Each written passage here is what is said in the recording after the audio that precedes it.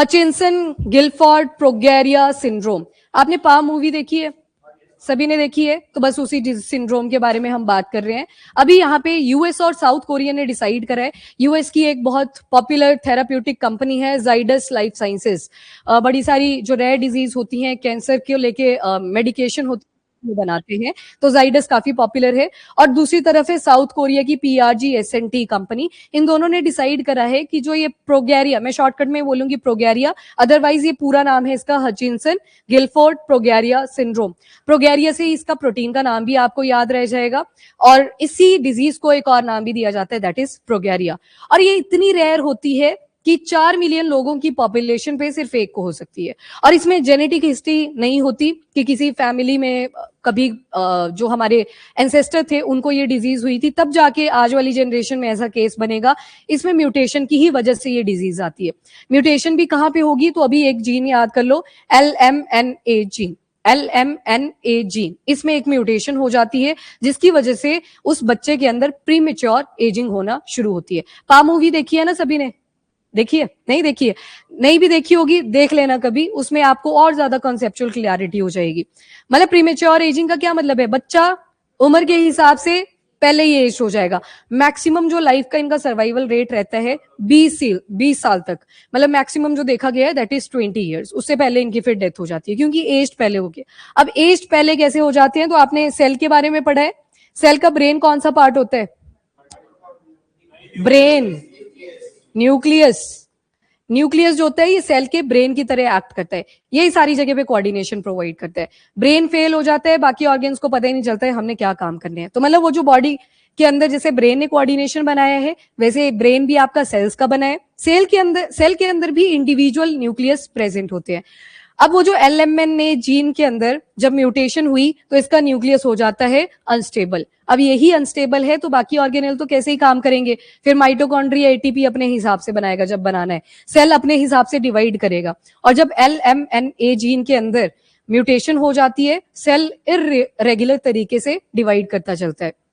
तो जो बच्चा होगा वो पहले ही एज्ड होना शुरू हो जाता है। और इसका शुरुआत में पता भी नहीं चलता है, जैसे बच्चे का बर्थ होता है वो 1-2 महीने के गैप पे पता लगने लगते हैं सिम्टम, कि जो बच्चे का हेड वगैरह है वो छोटा रह जाता है साइज में बाकी बॉडी के कंपैरिजन में, और थोड़ा सा दबा हुआ होता है। जैसे आपने पा मूवी में भी अगर ध्यान से देखा हो तो वो सारे कॉन्सिक्वेंसेस इसमें आते हैं। बाकी सोशली स्टिग्मेटाइज्ड वो तो है ही, सोसाइटी बार बार बोलेगी कि कैसा बच्चा है ये, वो तो सोसाइटल स्टिग्मा ऐसा है, वो हर कंट्री में होता है, ना सिर्फ इंडिया के अंदर, इन एवरी कंट्री, वो चाहे जितना मर्जी डेवलप हो। तो हचिंसन गिलफोर्ड प्रोगेरिया सिंड्रोम, इन्होंने बोला है कि हम बनाएंगे एक पिल जिसको नाम दिया गया है प्रोजेरिनिन। प्रोगेरिया से ही याद रह जाएगा पिल का नाम भी, दवाई का नाम, दैट इज प्रोजेरिनिन, ताकि ये जो हचिंसन गिलफोर्ड प्रोगेरिया सिंड्रोम है इसे ट्रीट किया जा सके। तो मतलब एक होप प्रोवाइड करी जाएगी। बाकी इंडिया के अंदर कोई इनिशिएटिव लिया गया है ऐसा कि हचिंसन? नहीं लिया गया, क्योंकि 4 मिलियन की पॉपुलेशन पे एक को ये केस बनता है जाके, तो इंडिया तो रेयर डिजीज के ऊपर नहीं फोकस करता, तो ये तो बहुत ही ज्यादा रेयर हो गया। जो मतलब 10,000 के ऊपर एक की होती है उसको भी हम परचेज करना ज्यादा बेटर मानते हैं, तो इन्होंने ये इनिशिएटिव लिया, यूएस एंड साउथ कोरिया। सवाल इसका आ सकता है, डिजीज का नाम, सिंड्रोम का नाम लिखा होगा, सिंड्रोम लिखा है यहाँ पे, डिजीज नहीं बोलना है इसको। सिंड्रोम क्या रिप्रेजेंट करता है? मल्टीपल चीजें एक साथ चल रही होंगी, मतलब एक डिजीज नहीं होगी, उसमें अमलगमेशन आपको बीमारियों का देखने को मिल जाएगा। ठीक है, अब हचिंसन गिलफोर्ड प्रोगेरिया सिंड्रोम के बारे में देख लो, जिसे प्रोगेरिया भी शॉर्टकट में बोल दिया जाता है। रेयर जेनेटिक डिजीज तो है। अब जेनेटिक डिजीज जब बोला तो डिजीज क्यों बोला अब इस केस में? क्योंकि म्यूटेशन एक जीन के अंदर हुई थी, सिम्टम मल्टीपल आते हैं, मल्टीपल बीमारियां इनको घेर लेती हैं, इस वजह से पूरी बीमारी का नाम फिर सिंड्रोम के साथ रिप्रेजेंट करा गया। तो प्रोगेरिया एक्सट्रीमली रेयर जेनेटिक डिजीज है, रैपिड एजिंग हो जाती है बच्चे के अंदर, एकदम से जो उम्र है वो बढ़ने लगती है। अब बोला गया कि क्या इसकी डायग्नोसिस हो सकती है? अगर पहले पता लग जाता बच्चा जब वूम में था, हो सकती है। जेनेटिक जो चेकअप है वो हो सकता है, बहुत ज्यादा कॉस्टली पड़ता है, सारी फैमिलीज नहीं करवाती हैं इसको, मतलब जिसकी जेब में ठीक ठाक पैसा है सारे जेनेटिक डिसऑर्डर का चेकअप बिफोर बर्थ वही फैमिलीज करवा पाती हैं। और ऊपर से ये तो एक्सट्रीमली रेयर है, कई बार डॉक्टर्स ही बोल देते हैं कि सारे टेस्ट करवाने की जरूरत नहीं होती, जो इंस्टेंटली हो सकते हैं उनको पहले चेक करवा लो। तो ये वाला तो लास्ट में रखा होता है कहीं कि 4 मिलियन में एक, और सभी खुद को लकी मानते हैं कि ऐसी कोई बीमारी नहीं होगी अपने बच्चे के अंदर। तो एनीवेज ये जेनेटिकली इसको चेक करा जा सकता है अगर सैंपल ले लिया जाए बिफोर बर्थ। एंड प्रोगेरिया, क्योंकि म्यूटेशन पहले ही होगी होती है बच्चे के अंदर, ऐसा नहीं है कि बच्चा जब पैदा होता है तब जाके कहीं म्यूटेशन होती है, पहले हो जाती है LMNA जीन के अंदर। प्रोगेरिया एक्सट्रीमली रेयर है और 4 मिलियन पॉपुलेशन के ऊपर लाइव बर्ड्स के अंदर सिर्फ एक बच्चे को होती है। और प्रोगेरिया होता किस वजह से है? जेनेटिक म्यूटेशन, यानी कि ये जो डीएनए था उसका एक छोटा सा segment that is called gene, उसके अंदर म्यूटेशन हुई। कौन से वाला? LMNA gene. पहले इसको लैमिना भी आप याद रख सकते हो, ऐसे कि न्यूक्लियस की जो वॉल थी वो फेल हो चुकी है। लैमिना हम दीवार के लिए यूज करते हैं बायोलॉजी के अंदर। तो LMNA जीन ये नेसेसरी होता है कि जो सेल का सेंटर है, सारे ऑर्गेनेल, साइटोप्लाज्म, उसमें एक जगह पे फिट बैठे रहे। जैसे सेल को आप हमेशा कैसे ड्रॉ करते हो? एनिमल सेल को सर्कुलर सा दिखाते हो ना, पर हम तो ग्रेविटी के इन्फ्लुएंस में रहते हैं, तब तो कायदे से न्यूक्लियस भी यहीं पे होना चाहिए था, माइटोकॉन्ड्रिया इसमें, वैक्यूल यहाँ पे होना चाहिए। जैसे आप सब्जियों का थैला उठा के जाते हो, सारे इकट्ठा ना हो जाता। तो इसके अंदर क्या प्रोवाइड करा था? साइटोप्लाज्म, जेली लाइक मटेरियल, की ये सारी चीजें एक एक जगह पे फिट रहें। थोड़ी बहुत मोबिलिटी होनी चाहिए, ज्यादा की जरूरत नहीं है। तो ये जो सेंटर है, हर चीज का सेंटर ऑफ मास होता है, आपने पढ़ा है। बसेस चल पा रही हैं, ये सोचा कभी किसी ने कि ये टायर पता नहीं कैसे बस को होल्ड करते हैं? तो वो होल्ड तभी कर पाते हैं क्योंकि हर चीज का सेंटर ऑफ मास है। वैसे ही सेल का भी होता है। अब जैसे ये LMNA जीन के अंदर म्यूटेशन होगी, ये सेंटर ऑफ मास यहाँ पे डिस्टर्ब कर जाएगा, न्यूक्लियस अनस्टेबल हो जाएगा, सेल अपने हिसाब से डिवाइड करना शुरू करेगा। प्रोसेस सेम चल रहा है पर कोऑर्डिनेटेड नहीं चल रहा है, टाइम के हिसाब से नहीं चल रहा है। इसी वजह से प्रीमेच्योर एजिंग बच्चों के अंदर होती है। और याद रखना, जब ये LMNA जीन के अंदर म्यूटेशन आ जाती है तो इस प्रोटीन को, जैसे हर एक प्रोटीन होती है ना कोई जीन ही उसको बना रहा है। बॉडी के अंदर एंजाइम है, उसको भी कोई ना कोई जीन ही बना रहा है। प्रोटीन का नाम है लैमिन ए जीन, ए प्रोटीन। ये प्रोटीन का नाम लिखा हुआ है, वो जीन का नाम लिखा था। ये डीएनए की हमने बात करी ना, उसका एक सेगमेंट था जीन। जितनी भी चीजें हैं हमारी बॉडी की, वो कौन बनाते हैं? इनडायरेक्टली जीन ही बनाते हैं ना। जैसे बोलते हैं कि आपकी आंखों का कलर तो बिल्कुल फादर की तरह है, किसी का मदर की तरह है। कौन रिस्पॉन्सिबल था पीछे? जीन ही रिस्पॉन्सिबल था। तो LMNA जीन, और ये जो लैमिन ए है ये प्रोटीन है जो इस जीन ने बनाई थी, और यही प्रोटीन सारा कोऑर्डिनेशन मेंटेन करवा रही थी। तो इसी में म्यूटेशन हो गया तो ऑब्वियस सी बात है ये प्रोटीन नहीं बन पाएगी। यहाँ पे ज्यादातर जेनेटिक डिसऑर्डर्स के अंदर आप यही रीजन देखते हो कि जीन फेलियर हुआ जिसकी वजह से प्रोटीन नहीं बन पाई, जीन फेलियर हुआ जिसकी वजह से एंजाइम नहीं बन पाए। यही रीजन होता है मेजॉरिटी ऑफ द टाइम में। और लैमिन ए ये बहुत ज्यादा इंपॉर्टेंट होती है स्केप फोल्डिंग के लिए, वो जो टेम्परेरी स्ट्रक्चर होते हैं ताकि चीजों को सपोर्ट करा जा सके सेल के अंदर। सेल के अंदर राइबोसोम आपने देखा था, रफ एंडोप्लाज्मिक रेटिकुलम देखा था। दोनों क्या बनाते हैं? प्रोटीन बनाते हैं। और प्रोटीन के लिए 3 चीजें देखी थी, mRNA था, tRNA था, rRNA था। तो मतलब वो प्रोटीन हर टाइम ही थोड़ी बनती रहती, ऑर्डर आते हैं वहां पे भी, शेफ को बोला जाता है अंदर rRNA को कि ये वाले प्रोटीन का ऑर्डर आया है, मैसेज लेके आ रहा है mRNA, tRNA सिर पे अमीनो एसिड उठा के लेके आ रहा है। पर वो सारी प्रोसेस हर टाइम तो नहीं चलती ना, तो टेम्परेरी चीजें अंदर चलती रहती हैं ताकि लाइफ सस्टेन हो सके। तो वो सारी चीजों को मेंटेन कौन कर रहा था? ये लैमिन ए प्रोटीन। और उसके बाद ये जो न्यूक्लियस वगैरह था उसने सेल को सभी को अपनी अपनी जगह पे रखा हुआ था। मतलब कमांडर जो बना हुआ है सेल का वो कौन है? न्यूक्लियस।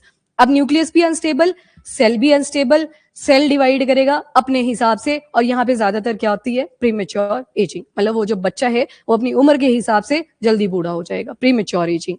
एंड टाइनी म्यूटेशन भी अगर होती है तो ये लैमिन ए की प्रोटीन ये बिल्कुल इरेगुलर हो जाती है। और जब प्रोटीन के आपने स्ट्रक्चर पढ़े थे, याद करो उसमें फोल्डिंग कितना इंपॉर्टेंट रोल प्ले करती है। प्रोटीन का स्ट्रक्चर स्टेबल रहना चाहिए, अगर स्टेबल नहीं है तो ऑब्वियस सी बात है उससे कोई बीमारी हो जाती है। तो ये सारा डिस्टर्बेंस क्रिएट हुआ और उस प्रोटीन को, वो जो अफेक्टेड वाली प्रोटीन थी उसको क्या बोल दिया जाएगा फिर?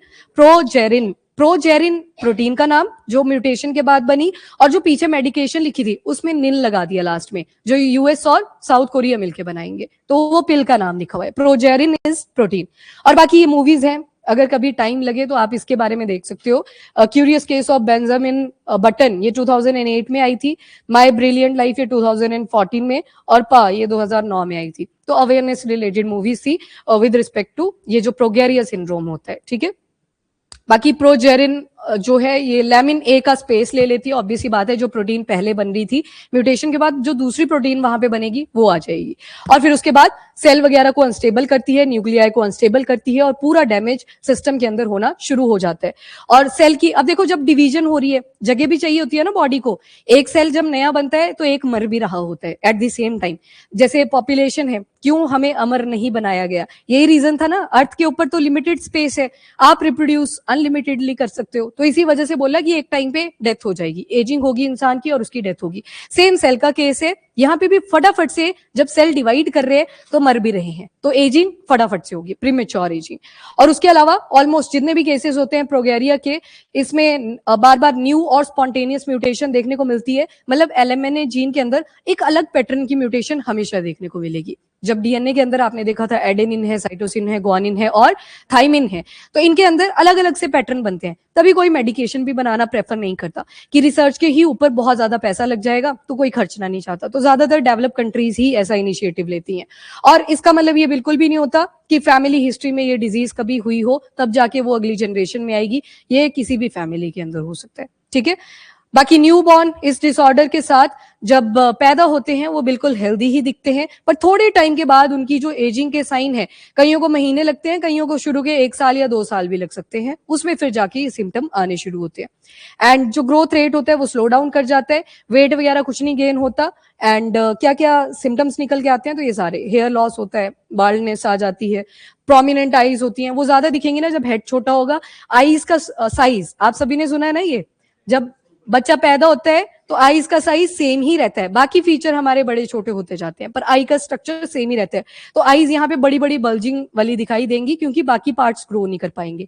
And aged wrinkle skin, wrinkles पड़ने शुरू हो जाएंगे, थिन बीक नोज, मतलब बड़ा पतला सा नोज होगा, पॉइंटेड होगा, और जो स्मॉल फेस होगा if compare to the body का स्ट्रक्चर, छोटा सा हेड होगा, फैट वगैरह नहीं बचेगा स्किन के अंदर, बिल्कुल ऐसे स्किनी होगा पर्सन। और प्रोगेरिया इज ऑलवेज फेटल, फेटल ही होता है क्योंकि वो जो बच्चा है वो अपनी उम्र से पहले ही अटेन कर चुका है, प्री मेच्योर एजिंग इसी वजह से बोला गया, तो ये ऑलवेज फेटल है। मैक्सिमम जो एवरेज डेथ होती है वो 14.5 ईयर्स की, और मैक्सिमम 20 साल तक वो सर्वाइव कर सकते हैं, इससे ज्यादा नहीं। और जो डेथ है क्यों रिजल्ट होता है, तो अब देखो जब प्री मेच्योर एजिंग हो रही है तो वो बीमारियां भी सेम ही लगेंगी, जैसे हम बड़े होते चलते हैं तो आर्थ्रोस्क्लेरोसिस, यहाँ पे ये प्रॉब्लम भी आती है, बोलते हैं ना कि अब उनकी नसें भी दिखने लगी हैं, अब नसों में उतना ब्लड फ्लो भी नहीं बचा हुआ है, क्यों, क्योंकि फैट डिपॉजिट, फैट बोलो या जो भी चीजें खाई जा रही थी वो यहाँ पे डिपॉजिट करना शुरू करती हैं, आर्टरी वगैरह हार्डन कर जाती हैं, ऑब्वियस सी बात है हार्ड हो चुकी है तो वो बॉडी का मैकेनिज्म ठीक से नहीं कर पाती, तो ये रीजन बता दिया जाता है कि लास्ट में एज होने की वजह से क्यों डेथ होगी उसकी। तो अर्थरोस्क्लेरोसिस वाली प्रॉब्लम भी आती है, इसकी वजह से जो आर्टरीज वगैरह हैं, प्लेक डेवलप हो जाता है जिसकी वजह से हार्ट अटैक भी आते हैं, पर यहाँ पे एजिंग ही हो जाती है जब तक ये डिपॉजिट करती है। और चांस होते हैं कि उस पर्सन को या तो जल्दी से हार्ट अटैक ही आएगा या फिर स्ट्रोक, मतलब ब्रेन तक ऑक्सीजन की सप्लाई नहीं हो पाएगी, तो इन रीजन की वजह से इसकी पर्सन की डेथ हो जाती है। लगे इस आर्टिकल के बारे में पता, ये इंपॉर्टेंट था क्योंकि पा मूवी के बाद शायद से अब जाके इसको कवर करा गया है, मूवी तो 2009 में आके गई, हम भी मूवी को देख के हंसते थे कि ये क्या ही दिखाया गया है, तब अवेयरनेस नहीं थी उतनी, पर अभी यूएस और साउथ कोरिया ने इनिशिएटिव लिया है कि हम बनाएंगे इसके लिए ट्रीटमेंट के लिए मेडिसिन, तो रिसर्च के ऊपर पैसा लगेगा, दूसरी चीज पैसे के बाद हाँ आपको इनवाइट भेजने पड़ेंगे डिफरेंट कंट्रीज को कि आपके पास अच्छे अच्छे स्कॉलर हैं तो भेजिए, तो कई जगह पे एम्प्लॉयमेंट बूस्ट भी होगा और कई कंट्रीज की ब्रेन ड्रेनिंग भी होगी क्योंकि उनका अच्छा टैलेंट दूसरी कंट्री में जाएगा। हाँ नहीं, पेशेंट अवेलेबल हैं, अगर आप देखें एशियन कंट्रीज को अगर छोड़ दें तो जहां पे मेलेनिन की क्वांटिटी ज्यादा है वहां पे ऐसे केसेस आते रहते हैं, मतलब ये शायद 4 मिलियन हमने ज्यादा मिला, वहां पे 2 मिलियन और एक केस हो भी सकता है, तो देखो पेशेंट का एक का ही चाहिए होगा, या जितने भी देखो ये डेटा लिस्ट के ऊपर स्टोर करा होता है डिफरेंट कंट्रीज ने कि ऐसा यूनिक केस हमारी कंट्री के भी अंदर आया। जैसे एक आपने डाउन सिंड्रोम सुना है डाउन सिंड्रोम इंडिया के अंदर ज्यादा टारगेट नहीं करा जाता। एक बार यहाँ पे 42 की लेक पे एक बच्चा घूम रहा था, उसको डाउन सिंड्रोम था, पर वो ऐसे घूमा हुआ है क्योंकि केयर टेकर है नहीं कोई, वो ऐसे रैंडम घूमा हुआ है, पूरे सिम्टम डाउन सिंड्रोम वाले थे और वो बोल भी नहीं पाता था नॉर्मल तरीके से, तो उसकी मदर भी थी, वो भी साथ में ऐसे ही घूमी हुई थी, तो वही चीज अगेन, पैसा नहीं है, बैकएंड पे हाउस नहीं है, पालने वाला कोई नहीं है, तो उन्होंने जो चेक भी नहीं करवाया, उसकी तो रजिस्ट्रेशन भी नहीं हुई। पर फॉरेन कंट्रीज में ये रूल्स हैं कि आपको रजिस्ट्रेशन करवानी पड़ती है। अब तो इंडिया में भी बोल दिया कि इंटीग्रेशन करनी है हमने वल्नरेबल सेक्शन की भी, तो जितना ज्यादा हो सके पोर्टल बनाओ, पोर्टल के ऊपर सभी का डाटा लिंक करो।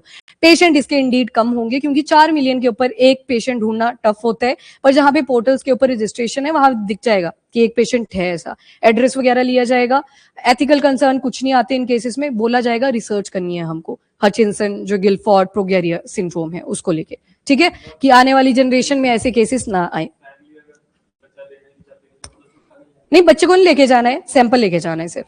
हाँ हाँ, सैंपल में हमेशा एथिकल इश्यूज आते हैं। आप जाओगे ना कल को कि हमें एक सर्वे कंडक्ट करना है, सैंपल चाहिए होगा, पेरेंट्स मना कर सकते हैं, वो मना भी कर सकते हैं, पर थोड़ा सा उनको समझाना पड़ता है कि किस पर्पस से हमको सैंपल चाहिए, कि ये वाली बीमारी है, काफी रेयर होती है, तो आगे किसी को ना हो तो उसके लिए हमें एक ट्रीटमेंट आइडेंटिफाई करना है। एक और जो ड्रॉबैक इस रिसर्च में आती है वो आपने यहाँ पे देखा भी कि LMNA जीन के अंदर जो म्यूटेशन होती है सबके अंदर अलग सा पैटर्न हो सकता है। वो भी एक प्रॉब्लम होती है कि आप मेडिसिन एक टाइप की बनाओगे तब तक किसी में शायद दूसरे तरह की म्यूटेशन हो जाएगी, वो भी इसमें प्रॉब्लम रहेगी। डन। तो ये था हचिंसन गिलफोर्ड प्रोगेरिया सिंड्रोम।